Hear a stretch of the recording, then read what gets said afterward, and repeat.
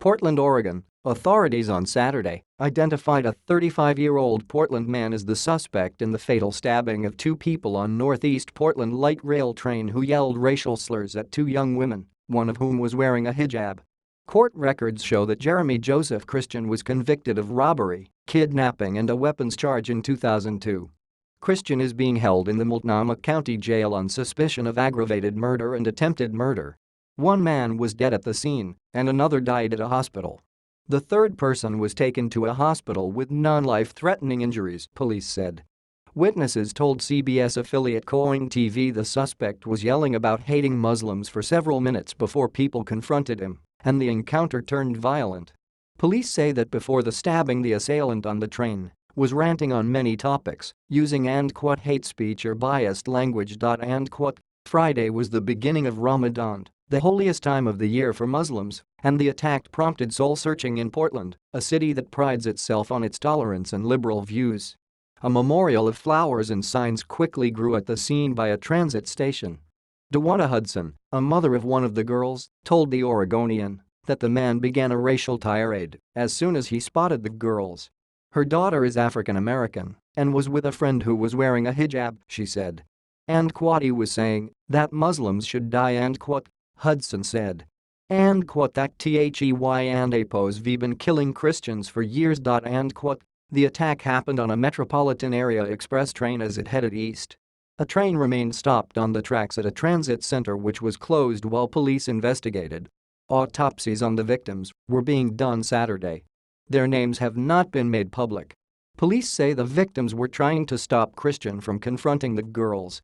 In the midst of his ranting and raving, some people approached him and appeared to try to intervene with his behavior, and some of the people that he was yelling at Police Sergeant Pete Simpson told The Oregonian. They were attacked viciously. Christian is locally known as a right-wing extremist and white supremacist, according to the Portland Mercury newspaper. Police have not confirmed the report. The paper reports Christian showed up to a right-wing March for Free SPEECH event on April 29 with a baseball bat that was quickly confiscated by police. He ranted how he was a nihilist. APOS soon yelled racial slurs and gave the Nazi salute throughout the day. The Portland Mercury says.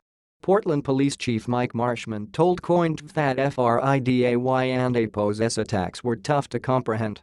Even though APOS V been doing police work for a long time now, the shock of these senseless crimes still stunned me, he said.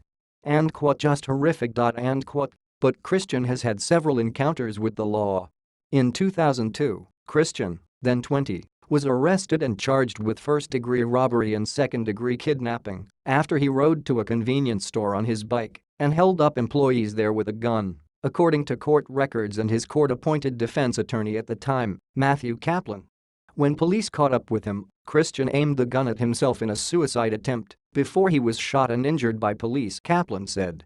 Christian was sentenced to more than 7 years in prison after striking a plea deal that eliminated coercion and weapons charges.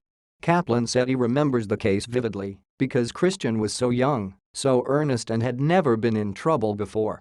At the time, the attorney suspected the onset of mental illness to explain his actions and worried about how he would deal with a long prison sentence. It was so random, the event in his life. It made no sense that he did this at his age. He had no background like this, no history of violence, and then he goes and gets a gun and robs a store. Kaplan told the Associated Press in a phone interview. Christian had another brush with the law in 2010 when he was arrested on charges of being a felon in possession of a firearm and theft. Those charges were dismissed, according to court records, which do not explain why.